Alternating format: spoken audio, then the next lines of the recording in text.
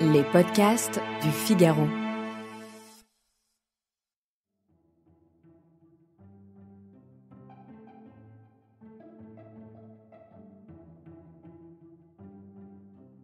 Si on avait filmé, on aurait vu un homme, de dos, étrangler une femme, de face. Mais c'est trop facile. La vie ruisselle de nuances, jusqu'à la confusion. Si on avait enregistré, on aurait entendu les cris d'un homme. Car moi, je me suis tue. J'apprendrai plus tard que cela porte un nom, cet état, la sidération. Bonjour et bienvenue dans le podcast Le Moment des livres. Vous venez d'écouter un extrait d'une demande folle de Léa Chauvel-Lévy publiée chez Lattès. Je m'appelle Alice Develay et aujourd'hui je suis avec l'auteur de ce roman. Bonjour Léa Chauvel-Lévy. Bonjour Alice. Vous publiez Une demande folle, un roman déchirant sur la relation qui unit une fille à son père. Mais peut-être n'est-il pas vraiment son père. La femme de 28 ans décide d'effectuer un test de paternité. Dans l'attente de la vérité, le passé lui revient, ses douleurs d'enfant, ses relations aux hommes, la dépression. Qu'est-ce qu'un père ? Faut-il partager les liens du sang pour partager ceux de l'amour ? Qu'est-ce que la biologie face aux liens véritables ? Alors Léa Chauvel-Lévy, j'ai une première question. Il n'y a pas nécessairement de suite logique dans l'œuvre des écrivains, mais vous, c'est étonnant, vous êtes passé de la fiction, avec un premier roman sur Simone, la première femme de Breton, à l'autofiction. Est-ce que la fiction vous a aidé paradoxalement à passer à l'écriture du réel, au roman vrai ? C'est une question que je me suis posée très très tôt. Moi, j'ai plus eu l'impression d'être passée de l'exofiction. C'est un mot que j'aime pas beaucoup, mais c'est-à-dire un roman qui prenait pour point de départ la vie de Simone Breton. Et je suis passée donc de l'exofiction, donc un roman historique, à la fiction. En fait, je tiens beaucoup à ce que mon livre, Une demande folle, soit considéré comme un roman, une fiction totale, et pas un récit ou un témoignage où je raconterai ma vie. Mais si on creuse, oui, vous avez évidemment raison, je parle de moi, en tout cas du test de paternité que j'ai vécu. Et moi, je parle souvent du mentir vrai de Marguerite Duras. Et je dirais que là, tout ce qui est vrai est faux et tout ce qui est faux est vrai. Et tout le livre commence à partir d'une phrase, celle du père, on va dire du double de Léa.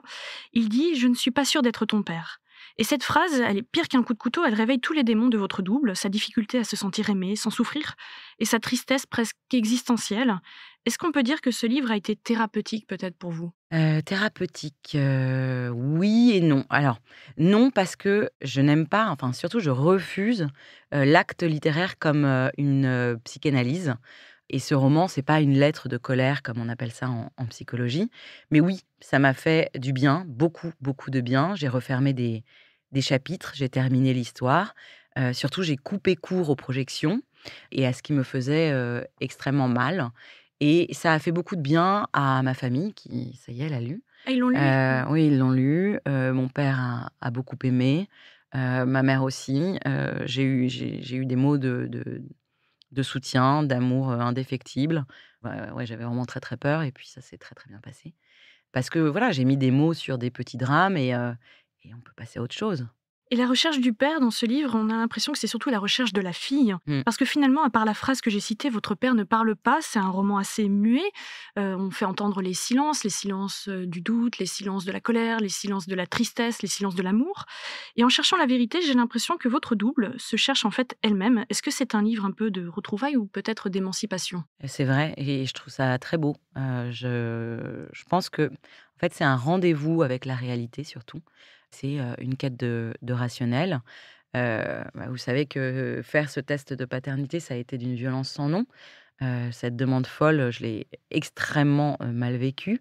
Donc il fallait que je répare, que je comprenne et que je mette de la théorie dans, ce qui m'était, arrivé et que je mène une enquête. Et ce temps de l'enquête, c'est une forme de victoire du sens finalement. Donc j'ai rencontré ce que j'ai appelé, mes alliés de raison, avocats, juges, sociologues et même prêtres, pour quitter le monde de la folie, pour, passer d'une demande folle à une réponse, claire. Et mon éditrice, me disait que c'était un acte, de puissance et je la crois. Mais je trouve ça très beau, ce que vous dites sur, l'émancipation et les retrouvailles et effectivement, très juste. Est-ce que c'est un livre qui vous a pris du temps finalement aussi? Parce que on a l'impression que à l'époque, donc votre double a 28 ans, qu'il y a eu déjà un autre roman qui a été publié. Et moi, je me suis dit peut-être que c'est un livre qui a pris peut-être 10 ans, je dis beaucoup de peut-être, que c'est peut-être en tous les cas qui a mûri, que vous avez digéré ou que vous avez jeté sur le papier en une semaine. Alors plutôt jeté, ouais, c'était plutôt brouillon, pendant un mois, puis retravail avec la maison d'édition, mais je l'ai écrit très, très rapidement. Et c'est pour ça que je disais tout à l'heure que c'était pas une lettre de colère, mais au tout début, quand j'avais pas vraiment travaillé, ça ressemblait quand même à ça, hein. Ça ressemblait à: «Je vais me venger, j'ai vécu ça, maintenant je vais dire ma version des faits». C'était une demande complètement folle et il y avait beaucoup de colère. Donc je l'ai jeté sur le papier, comme un cri. J'ai hurlé, en fait, tout ce que j'avais, enduré d'une certaine façon, sans tomber dans le pathos ou le misérabilisme. Mais après, il y a eu le travail de reconstruction. J'ai tout reconstruit, rebâti avec mon éditrice qui m'a formidablement aidée et le tout a pris 1 an. C'est pour ça que donc c'est un roman à la fin. Oui, oui, oui, c'est un roman.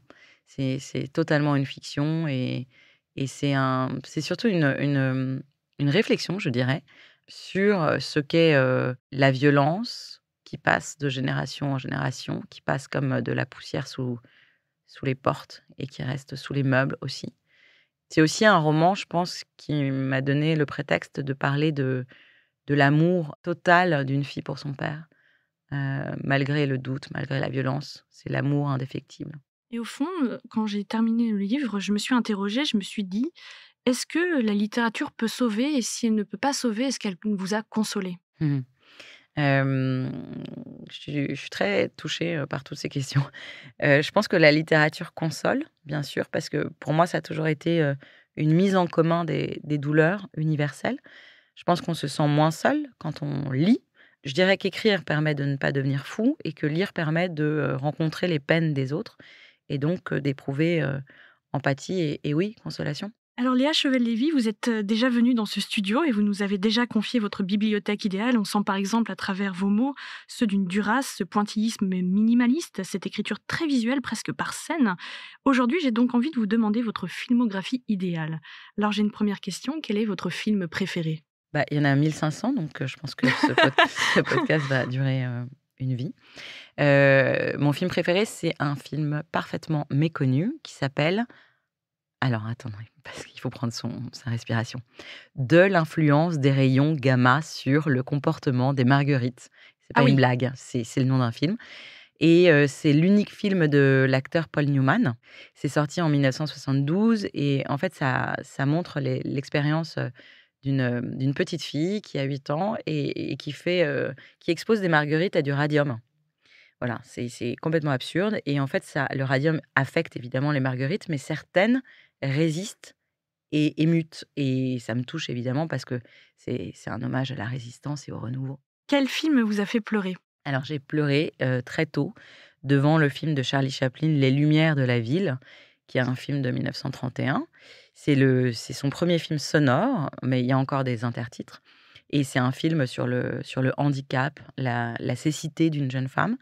C'est absolument déchirant et bon, la fin est lacrymale, je pense que vous la connaissez, avec une note d'espoir malgré, le sort de cette jeune aveugle.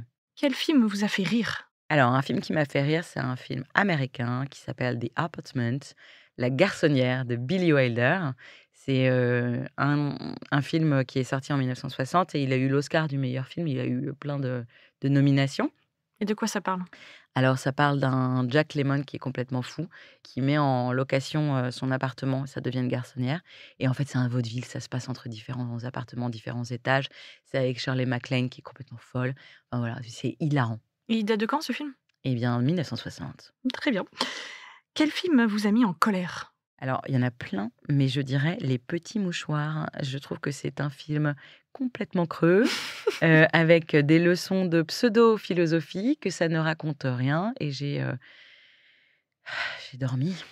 Vous n'avez pas été bouleversé par, les jeux d'acteurs, de Lelouch ou de Marion Cotillard? Ah non, mais pas du tout. Ah pas du tout, Non, bon. mais ça m'a agacée. En fait, je trouve qu'il y a une forme de bêtise dans la réalisation. Voilà, mais je peux être parfois très, très dure. D'accord. Et enfin une dernière question, de quel film pourriez-vous parler des heures? Alors, Les Nuits blanches de Visconti, qui est avec Mastroianni et Jean Marais et Maria Schell, la femme qui est au centre de l'histoire. C'est un film de 1957 et en fait, c'est une adaptation d'une nouvelle de Dostoïevski qui date de 1848. Et en fait, le tour de force, c'est d'avoir pu transposer le 19e siècle russe dans les années 60 italiennes. Et donc ça, c'est vraiment une prouesse. En fait, c'est l'histoire d'une femme qui attend un homme. Et moi, vous savez, Alice, à quel point je suis une femme qui attend les hommes. C'est une grande amoureuse. Je suis une grande amoureuse. Et cette femme a rencontré un homme et il y a un an, elle revient sur le lieu de leur rencontre, sur un pont. C'est en noir et blanc, c'est magnifique. Je vois la scène de cette femme, Maria Schell, qui revient tous les soirs sur ce pont pour attendre l'homme qu'elle aime. Et je vous dis pas la fin parce qu'elle est déchirante. Très bien. Je rappelle que vous êtes l'auteur d'une demande folle publiée chez Lattès. Merci Léa Chauvel-Lévy. Merci Alice. Merci d'avoir écouté ce podcast. Je m'appelle Alice Develay, je suis journaliste au Figaro Littéraire. Vous pouvez retrouver le moment des livres sur le site du Figaro, Figaro Radio et toutes les plateformes d'écoute. Si vous avez aimé cet épisode, n'hésitez pas à vous abonner et à laisser votre avis. À bientôt!